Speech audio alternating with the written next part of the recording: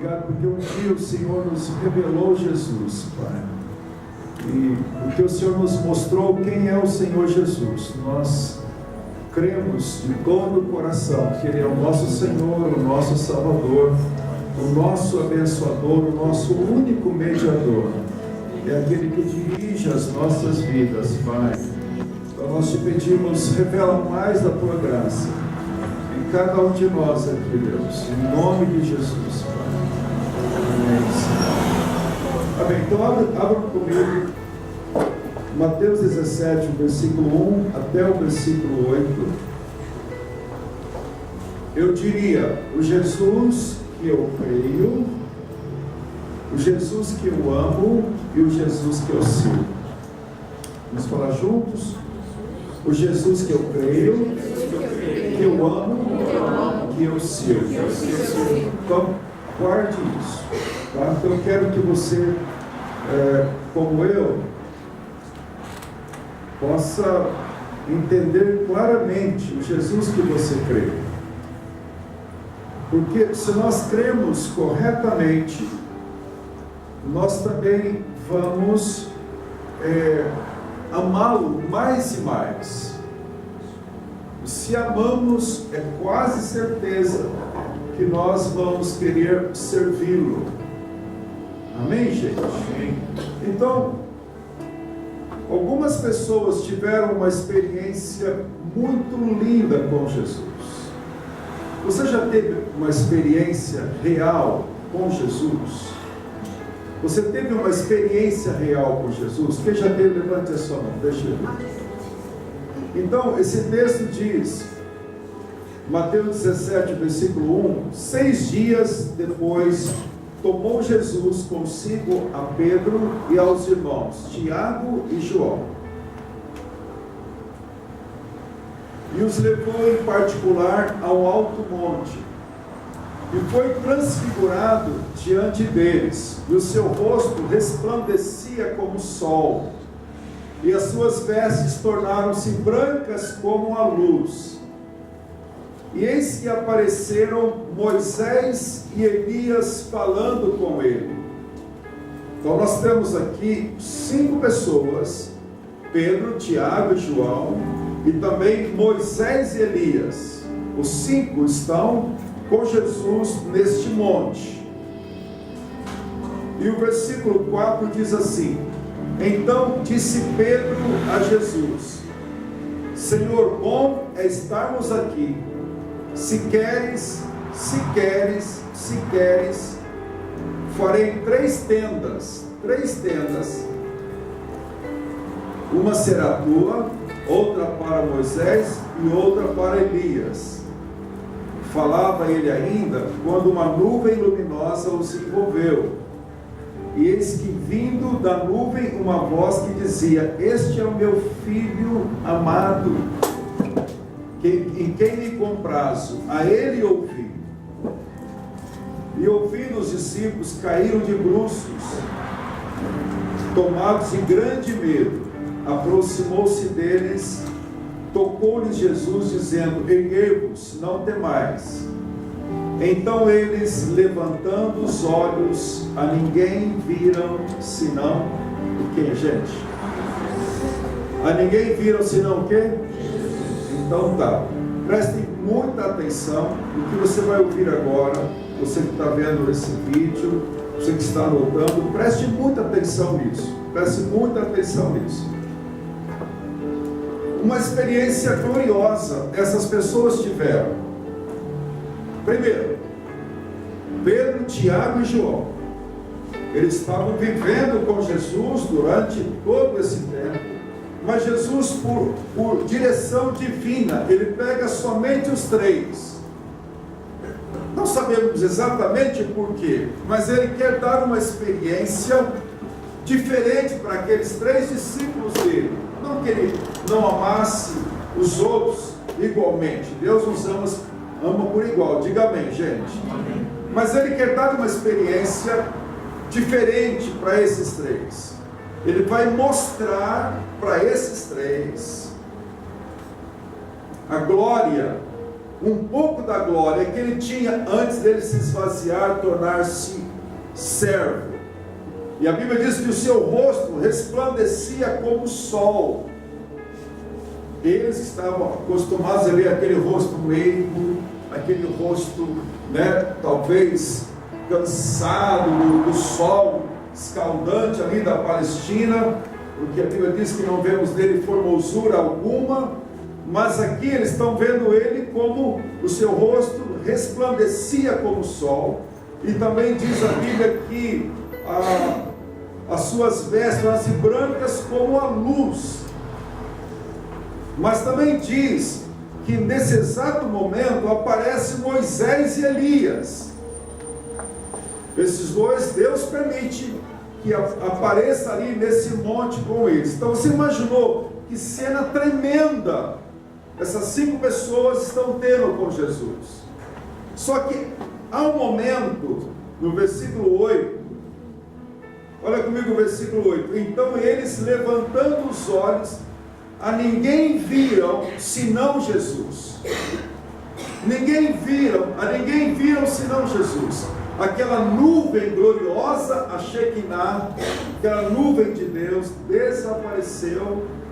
Elias e Moisés também voltaram lá para onde o Senhor os tinha, no paraíso, e agora eles não viram ninguém a não ser Jesus. É sobre isso que eu quero compartilhar com você. Por quê, amados? Preste muita atenção. A Bíblia diz com toda clareza, no livro de Isaías, capítulo 9, versículo 6, se você puder abrir Isaías 9, versículo 6 comigo.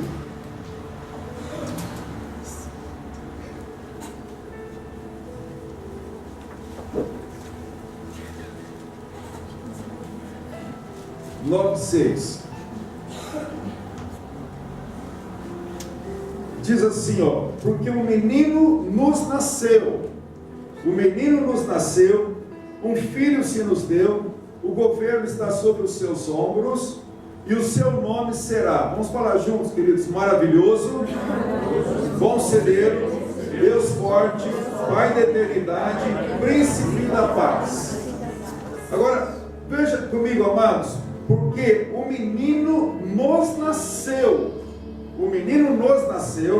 e um filho se nos deu, o governo está sobre os seus ombros, e o seu nome será maravilhoso, conselheiro, Deus forte, Pai da eternidade, príncipe da paz. Amém, gente? Amém. Então, o nome que lhe foi dado, preste muita atenção, o nome que lhe foi dado revela a sua obra. Fala comigo, o nome revela a sua obra. Você gosta de honrar o seu nome? Quem gosta de honrar o seu nome? Levante a sua mão. Então diz assim, que o seu nome será. Por quê? Veja comigo no versículo 2. O povo que andava em trevas viu grande luz. O povo que andava em trevas viu grande luz. Grande luz. O que significa isso? Porque Deus vai ser introduzido no mundo. E ele vai tornar-se homem, vai nascer de uma virgem por obra do Espírito Santo. Agora, antes de Deus ser introduzido nesse mundo, de dele enviar o seu Filho, do Verbo se fazer carne, antes do seu Emanuel, Deus conosco, nascer no ventre de uma mulher, o mundo estava em trevas. A Bíblia diz assim, gente, olha, o povo que andava em trevas viu grande luz. O mundo estava em trevas antes de Jesus vir. O mundo físico, ou seja, as nações, as nações inteiras, todas as nações do mundo estavam em trevas. O povo estava em trevas, não somente Israel, mas todas as nações do mundo estavam em trevas. Aliás, o próprio maligno, em Lucas 4, 5 e 6, diz assim, se tu prostrado me adorares, eu te darei todos os reinos e todas as nações do mundo, porque a mim me foi entregue. A mim me foi entregue. Quando o homem entregou o domínio das suas vidas, das nações, as trevas entrou na humanidade. Deus não criou a terra, Deus não criou o homem para ser um caos. Diga amém comigo. Nós vemos hoje a política brasileira um caos, a educação um caos, a família um caos, religiões um caos. Nós vemos hoje o mundo em caos total. Mas a Bíblia diz que o mundo estava em trevas e Deus vai introduzir a sua luz, mas o mundo estava em trevas, o mundo físico, as nações, mas também o mundo espiritual estava em trevas. O mundo espiritual estava em trevas. Quando Jesus expulsa os demônios, ele chega em um lugar e os demônios disseram assim: por que vieste aqui nos atormentar? Os demônios faziam o que queriam do mundo espiritual, eles estavam no controle do mundo espiritual, mas também o coração das pessoas estava em trevas. O coração das pessoas estava em trevas. Paulo fala em Colossenses 1, versículo 13, que o Senhor nos transportou do império das trevas e nos trouxe para o reino do Filho do seu amor. Diga amém se você crê nisso. Nós individualmente estávamos em trevas. O Senhor nos tirou das trevas e nos trouxe para a luz. As nações estavam em trevas. Deus então entra com a sua luz nas nações em Cristo Jesus. Enfim, gente, Jesus foi colocado, o menino nos nasceu por uma obra do Espírito Santo. Por que que o menino nos nasceu? Porque o menino nasceu para morrer. Um filho se nos deu, um filho se nos deu. O que significa isso? Deus deu seu filho.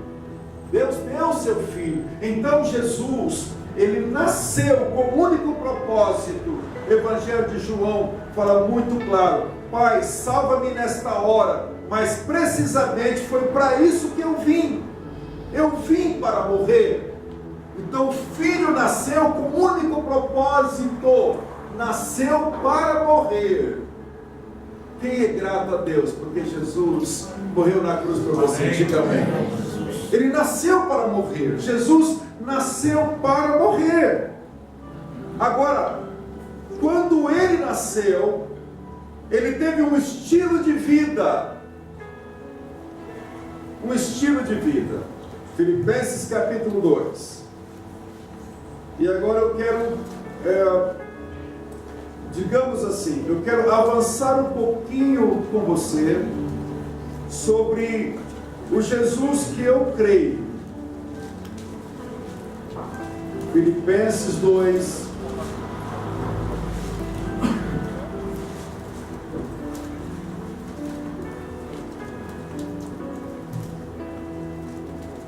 Versículo 6.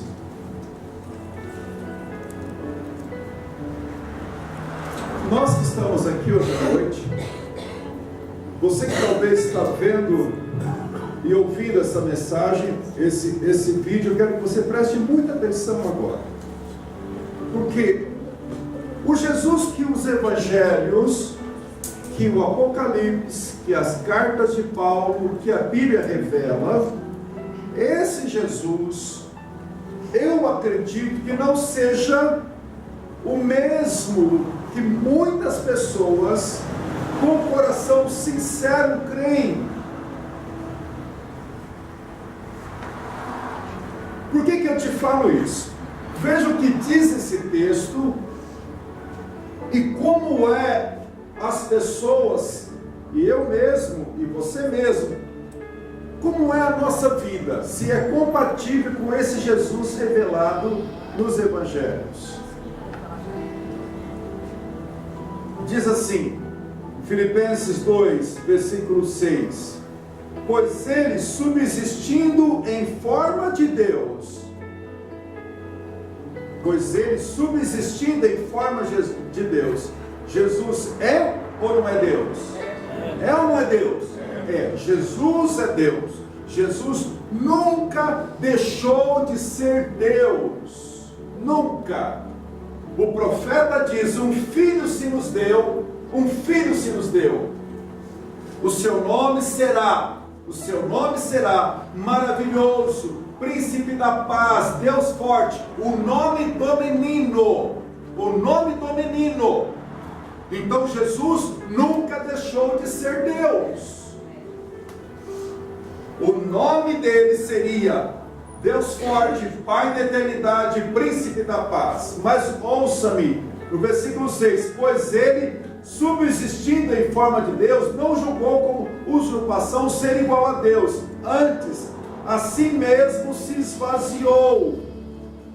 Fala glória a Deus comigo. Glória a Deus. A si mesmo se esvaziou, assumindo a forma de servo, tornando-se em semelhança de homens e reconhecido em figura humana. A si mesmo se humilhou, tornando-se obediente até a morte e morte de cruz. Pelo que também Deus o exaltou sobremaneira e lhe deu um nome que está acima de todo nome, para que ao nome de Jesus se dobre todo o joelho, nos céus, na terra e embaixo da terra, e toda língua confesse que Jesus Cristo é o Senhor, para a glória de Deus Pai. Que lindo, que lindo! Ele se esvaziou e assumiu a forma de servo. Jesus se esvaziou e assumiu a forma de servo.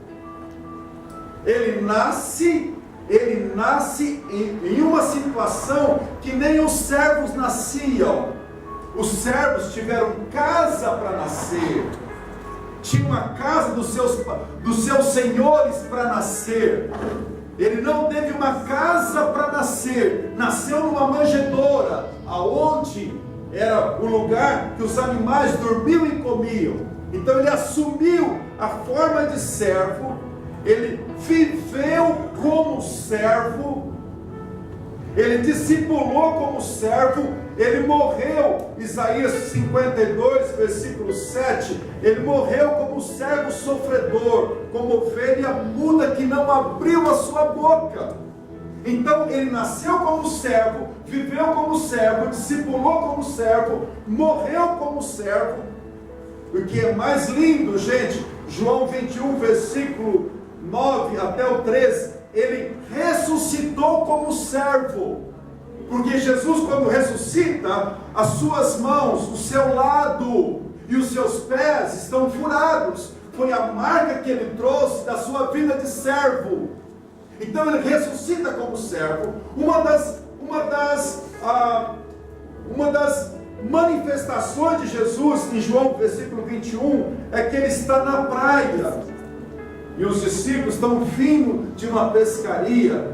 Ele fala, tens alguma coisa para comer, filhinhos? Ele diz, não temos.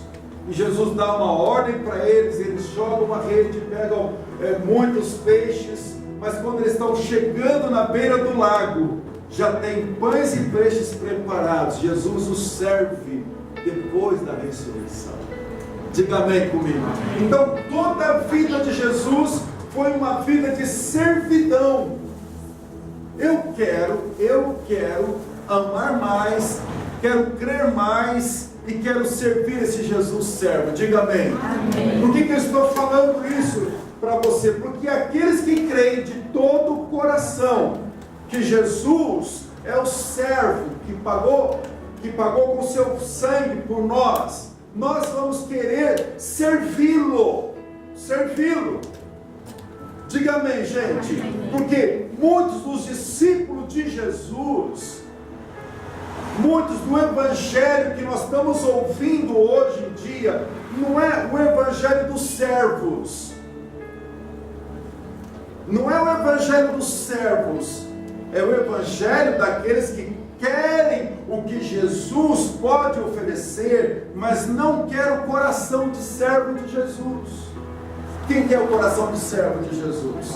É diferente, é diferente. Jesus declarou com os seus lábios o coração de servo. Vai lá comigo em João capítulo 14, versículo 6, um texto conhecido de toda a cristandade. Veja comigo, João 14, versículo 6. Diz assim, João 14, 6. Olha o que o servo diz aqui.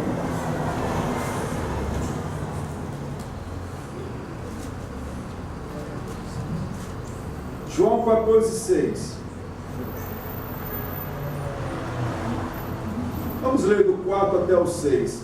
E vós sabeis o caminho para onde eu vou. E vós sabeis o caminho para onde eu vou.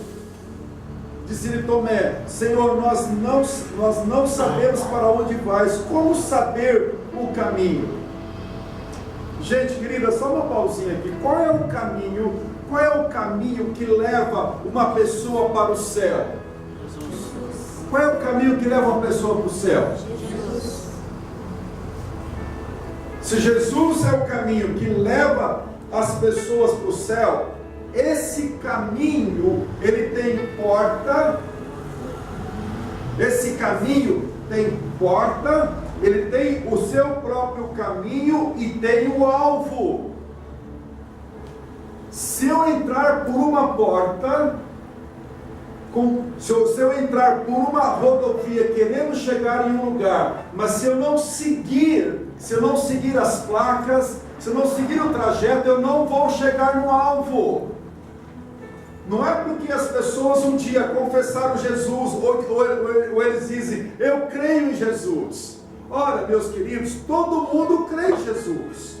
Todo mundo crê em Jesus. As principais religiões do mundo, as heresias, as seitas, todo mundo crê em Jesus. Ou crê nele como personagem histórico, ou como um grande espírito de luz, ou como um dos mediadores. Todo mundo crê em Jesus. Todo mundo crê. Ou crê em uma crença pessoal que mudou e que salvou a sua vida, ou crê como um personagem histórico, afinal de contas, ele é um fato histórico. Sim ou não, gente? Mas ele diz, eu sou o caminho. Eu sou o caminho, eu sou a verdade e eu sou a vida. Diga amém. Amém. Jesus também diz, eu sou a porta.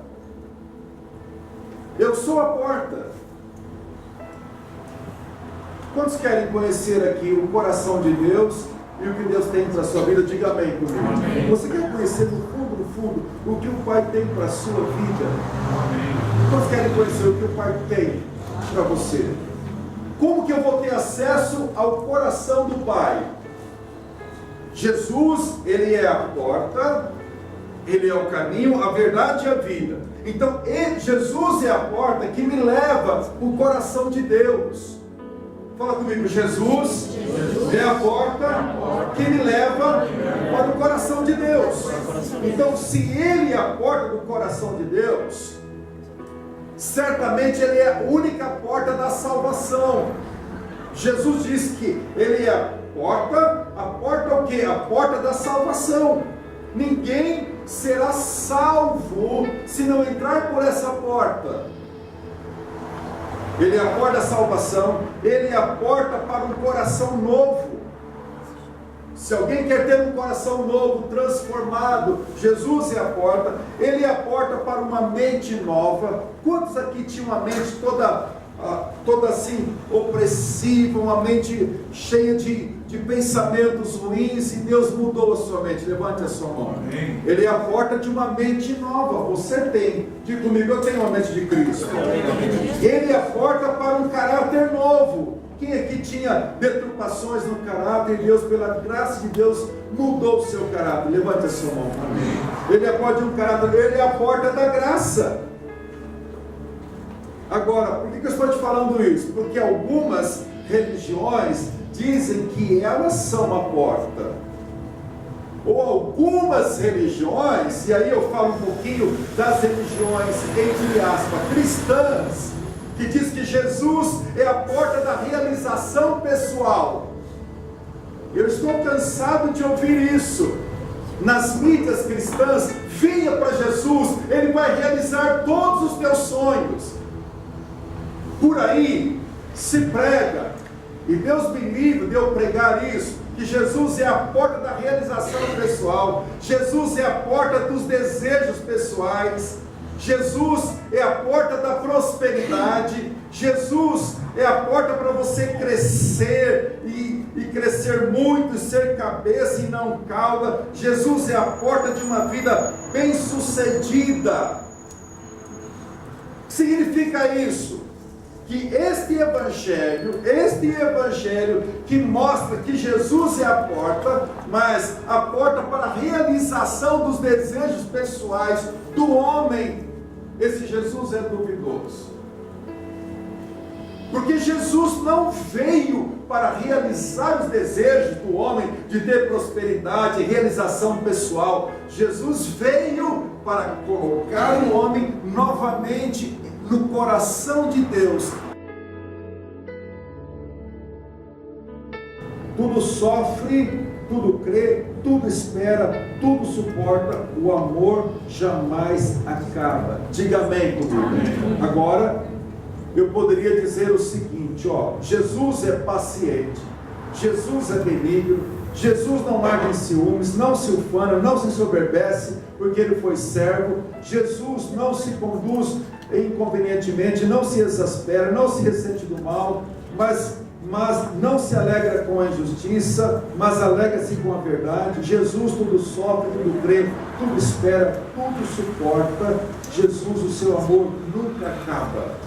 O amor tem nome, chama Jesus. Quantos de nós que falamos que temos Jesus, mas não entramos por esse caminho do amor? Jesus disse que os seus discípulos deveriam ser chamados filhos do amor. Nisso conhecerão que sois meus discípulos, se tiverdes amor uns para com os outros.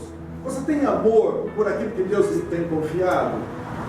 Você tem amor pelo reino de Deus, tem amor pelo trabalho, tem amor pelos colegas de trabalho, tem amor pelo seu corpo, tem amor pela sua família. Você tem amor? Não há Jesus. Se alguém diz que tem Jesus e não tem amor, esse falar aí tem uma interrogação.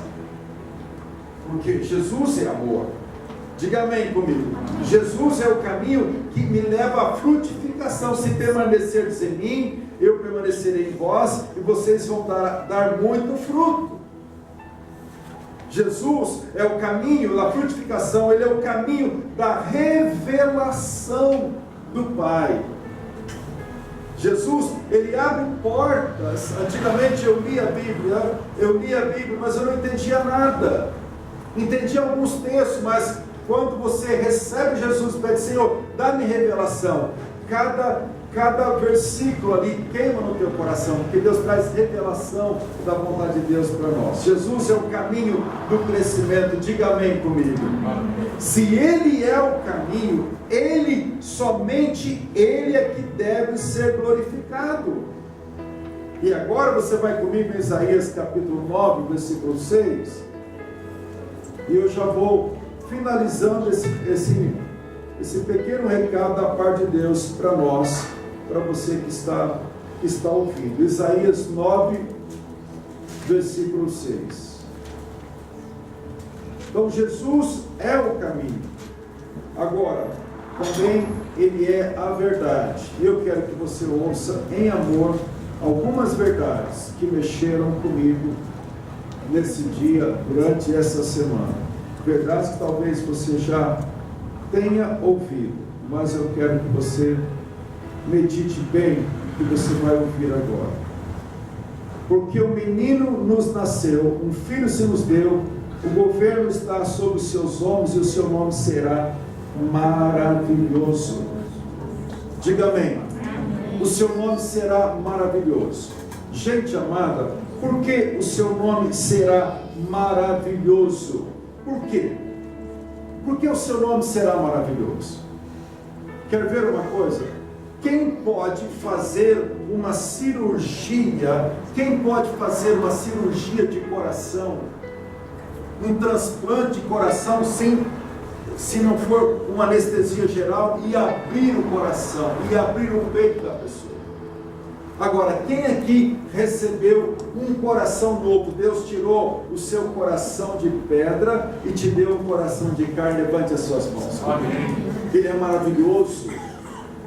Ele é maravilhoso porque Ele tirou o nosso coração duro, o coração que não perdoava, o coração em trevas espirituais. Ele tirou o nosso coração duro e nos deu um coração de carne. Você tem um coração mole? Um coração que perdoa com facilidade, que sente a presença de Deus diariamente?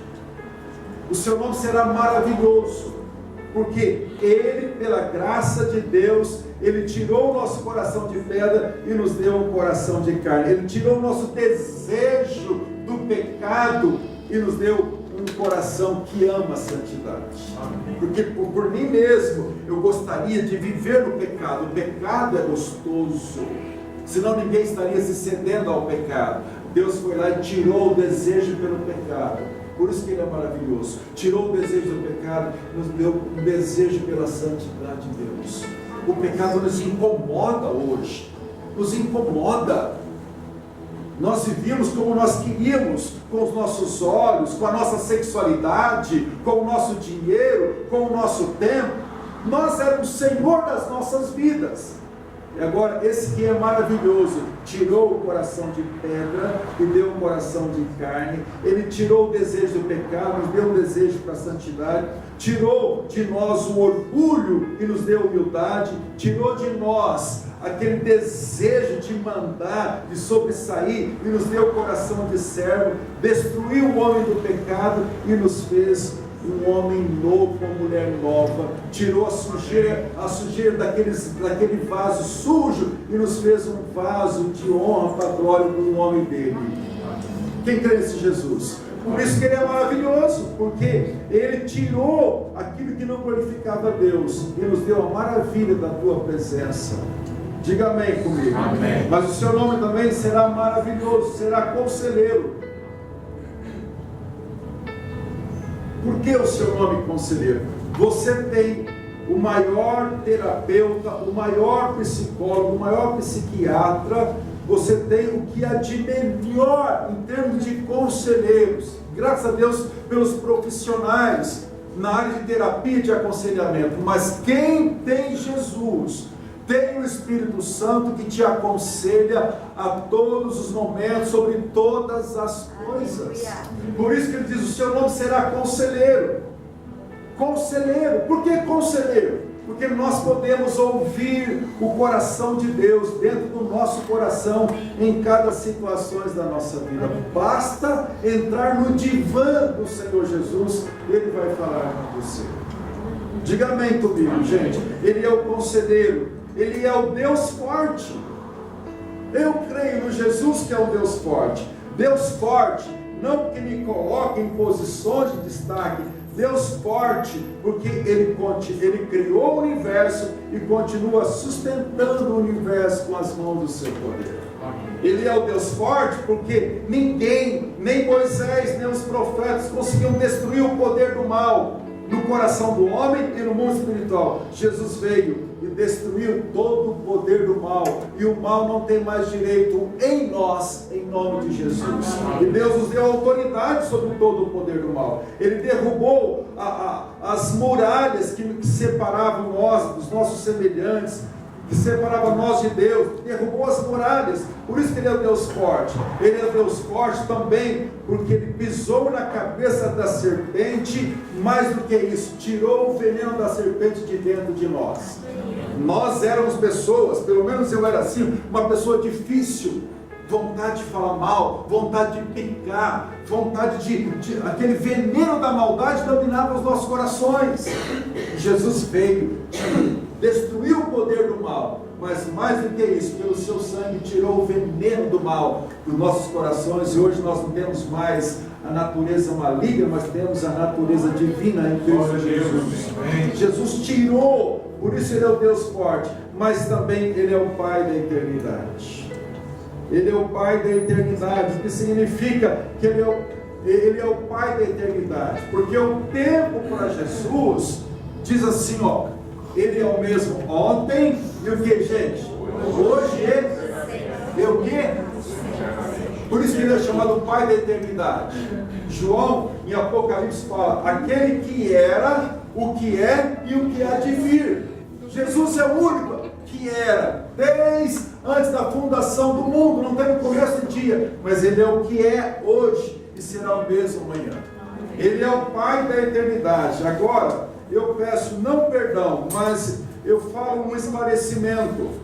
Todo cristão cristão verdadeiro, deveria ter um Pai da eternidade. Com todo respeito aos queridos irmãos católicos, mas não tem uma mãe na eternidade. Não tem uma mãe na eternidade, tem um Pai da eternidade. Não tem uma mãe na eternidade. O que significa isso? Que nós temos como Pai aquele que se esvaziou, que deu a vida por nós, que nos fez filhos de Deus. Então só Ele, o Pai da eternidade, que tem que ser adorado. Jesus disse em Lucas 4, versículo 8, o Pai da eternidade disse isso. Não sou eu que estou falando, é o Evangelho. O que vamos fazer com o Evangelho, eu não sei se vamos crer uma parte do Evangelho ou vamos crer no Evangelho inteiro, mas Lucas 4, versículo 8, o Pai da eternidade disse o seguinte, Lucas 4, versículo 8, olha o que o Pai da eternidade diz, Lucas 4, versículo 8, vamos ler o versículo 6, 7 e 8, disse-lhe o maligno, dar-te-ei toda a autoridade e a glória desses reinos, porque ela me foi entregue e dou a quem eu quiser. Portanto, se prostrado me adorares, toda essa terra será tua. Mas Jesus respondeu, está escrito, ao Senhor teu Deus adorarás, e só a Ele o que, gente? Que Deus agora liberte você e liberte as pessoas. Porque o Pai da eternidade falou o seguinte, está escrito, ao Senhor teu Deus adorarás e só a Ele darás culto. Só a Ele darás culto. Jesus disse que o culto tem que ser somente a Deus. Eu não posso adorar nada que não seja o Deus em espírito e em verdade. Por que eu digo isso? Pessoas estão vindo para o Evangelho, mas o que eles adoram é a prosperidade. Eu vi um ídolo esses dias, aliás, hoje eu vi rapidamente um ídolo dentro de uma igreja evangélica. Hoje eu vi parte desse exemplo. Um líder, não sei se pode chamar um líder cristão evangélico, colocou um carro na frente, perto de um púlpito, e as pessoas vão lá, colocam a mão naquele carro e pedem, Deus, dá-me um carro como esse. Olha, gente, o que é isso? Idolatria. Está adorando, eu estou usando Jesus, mas o que interessa é a minha ego-idolatria. Eu tenho Jesus para realizar os meus desejos. Gente, isso é dar culto, é adoração errada. Jesus diz, somente ao Senhor teu Deus adorarás e só a Ele dará culto. Então eu não posso de maneira alguma dar culto a nada mais. Não posso dar culto ao que nós chamamos de Maria. Maria é a nossa mãe divina, não é o Pai da eternidade. Não posso dar culto ao apóstolo, ao líder cristão, porque quando apareceu Moisés, apareceu Elias, desapareceu tudo ali.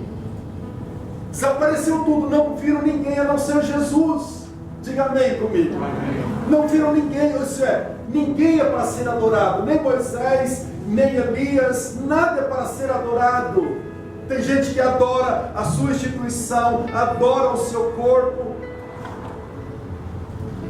Mas Deus disse, o Pai da eternidade diz, somente ao Senhor teu Deus adorarás e só a Ele darás culto. Nós temos um Pai que é Deus em espírito e em verdade, e esse Deus é que nós adoramos, em nome do Senhor Jesus. Por fim, queridos, diz Isaías 9, versículo 6, e ele será chamado o príncipe da paz. Quem tem o príncipe da paz? Amém. O príncipe da paz significa que só ele nós temos paz depois do arrependimento dos nossos pecados. Tem muita gente que corre daqui para lá, toma remédios para dormir, vai profissionais na área psicológica para tentar ter paz. Não tem paz. Tem uma paz que só vem depois que nós nos arrependemos dos nossos pecados e recebemos o príncipe da paz no nosso coração. Quem tem o príncipe da paz aqui? Jesus é o príncipe da paz. O príncipe da paz nas nossas batalhas diárias. O príncipe da paz nas circunstâncias adversas. Jesus é o príncipe da paz que nos dá uma paz que não vai acabar por nada nessa vida. Eu quero terminar isso. Erguendo os olhos, não viram ninguém a não ser Jesus. Não viram ninguém a não ser Jesus. Então só Ele merece a nossa adoração, o nosso coração. Só Ele é a graça diária, o caminho para viver uma vida que agrada a Deus, o caminho da frutificação. Só Ele é digno de adoração.